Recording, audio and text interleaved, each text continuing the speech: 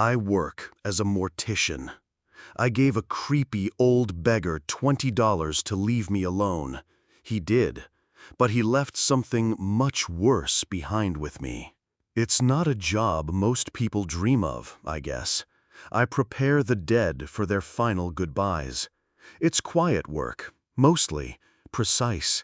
I've seen a lot in my time here, but nothing prepares you for some things. And nothing prepared me. This started about a month ago, maybe a little more.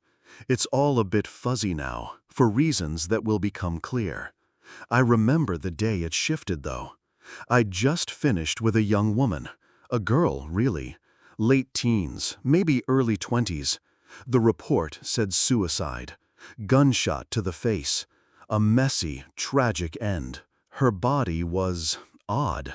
Not in a gruesome way, not more than usual for that kind of trauma, but her shoulders, they seemed to sag just a little too much, even in death, even with me working to make her presentable, as if she'd been carrying something immense for a very long time.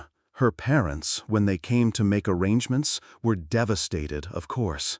They kept saying she'd been struggling with anxiety, kept talking about a weight, said she always complained about a terrible weight on her shoulders, a physical burden nobody else could see or understand. They said she insisted it wasn't just a feeling, it was real. I nodded, listened. Grief does strange things to people, makes them fixate on details. I did my work. Tried to offer what little comfort I could. She was buried a few days later. And then he started appearing. The old man.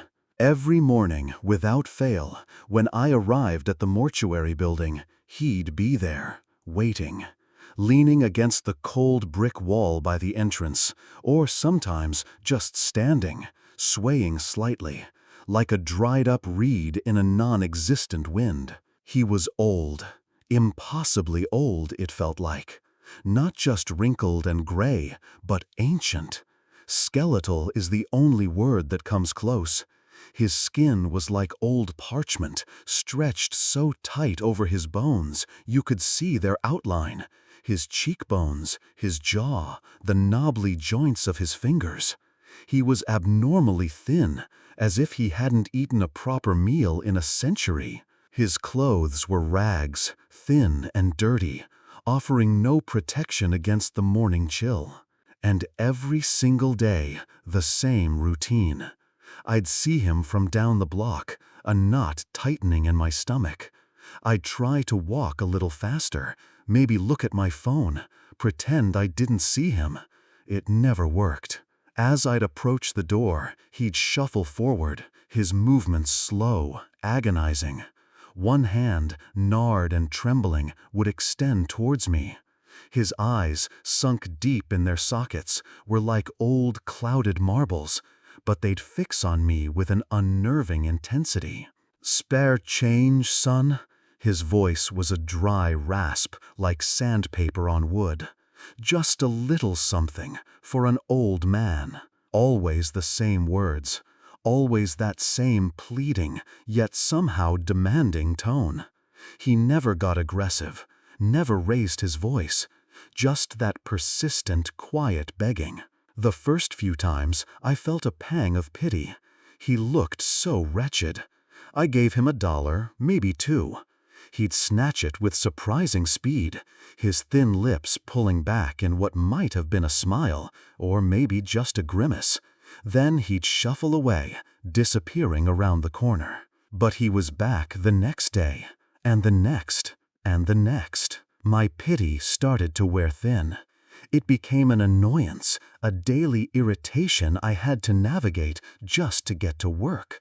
Why me? There were other people going into the building, other businesses on the same block, but he only ever approached me. He'd be there when I arrived and gone by the time anyone else showed up. It was like he knew my schedule. I started to ignore him. I'd walk past, eyes straight ahead, headphones in even if I wasn't listening to anything.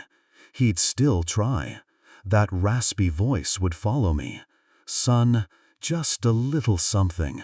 I'd feel his gaze on my back until I was through the door. It made my skin crawl. The building manager saw him a couple of times, shoot him away. He'd go, docile as a lamb.